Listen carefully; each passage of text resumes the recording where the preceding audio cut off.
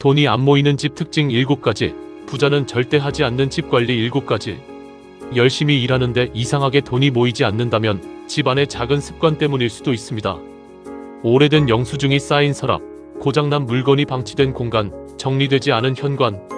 과연 이런 집에 돈이 머물기 어려운 이유가 있을까요?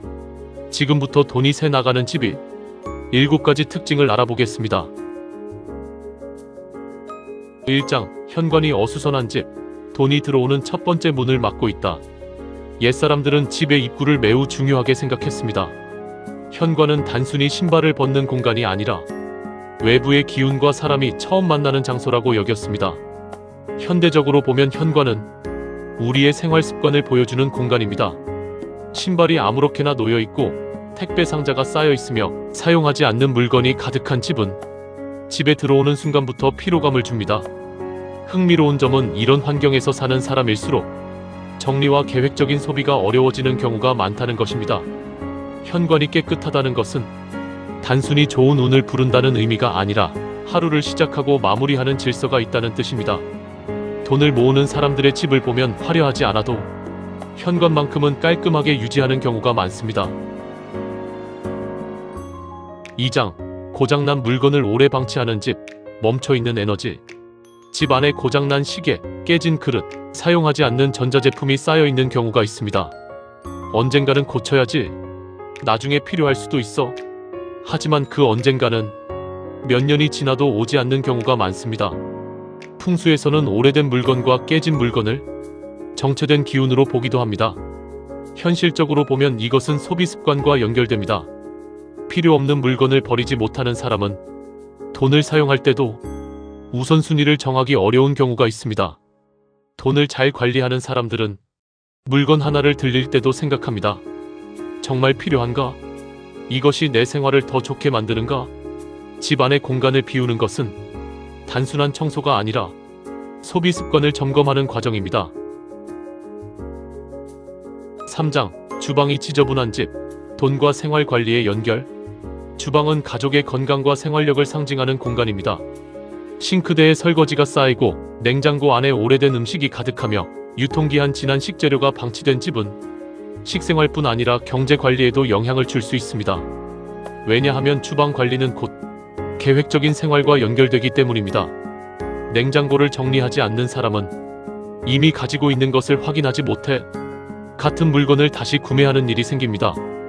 결국 작은 낭비가 반복되면서 돈이 새 나가게 됩니다. 돈을 모으는 사람들은 특별한 비법보다 이런 작은 관리부터 시작합니다. 4장, 침실이 물건 창고가 된 집. 휴식과 집중력이 떨어진다. 침실은 하루의 피로를 회복하는 공간입니다. 하지만 옷가지, 책, 각종 물건이 쌓여 침실이 창고처럼 변하면 제대로 쉬기 어렵습니다. 휴식이 부족하면 판단력이 떨어지고 충동적인 소비를 하기 쉬워집니다. 스트레스를 받은 사람이 쇼핑으로 기분을 풀려고 하는 경우가 대표적입니다.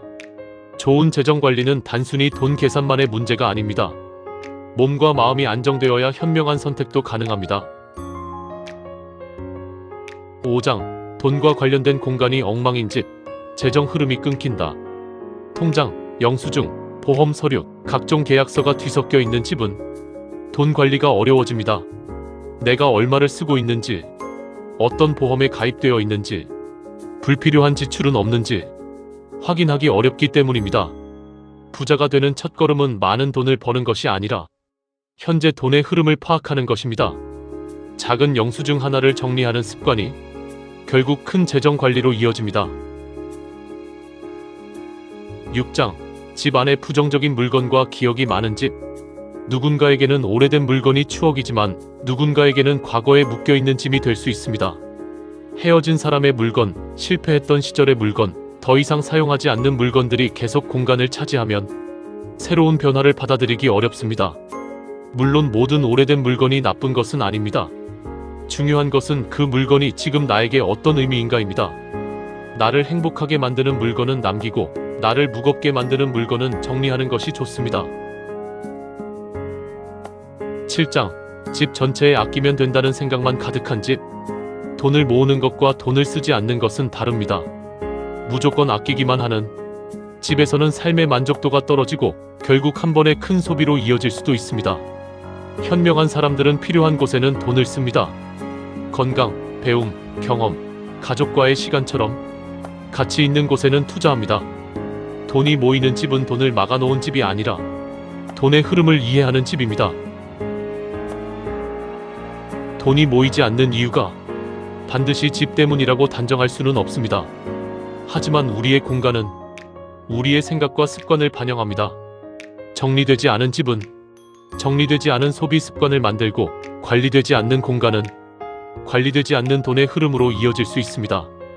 오늘 집 안을 한번 둘러보십시오. 버리지 못했던 물건 하나, 정리하지 못했던 서류 하나가 여러분의 새로운 시작을 막고 있지는 않은지 말입니다. 여러분이 생각하는 돈이 안 모이는 집의 가장 큰 특징은 무엇인가요? 댓글로 여러분의 경험을 남겨주세요.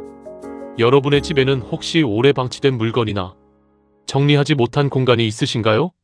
소중한 풍수 인테리어 이야기가 계속됩니다. 구독과 알림 설정으로 함께 확인해보세요.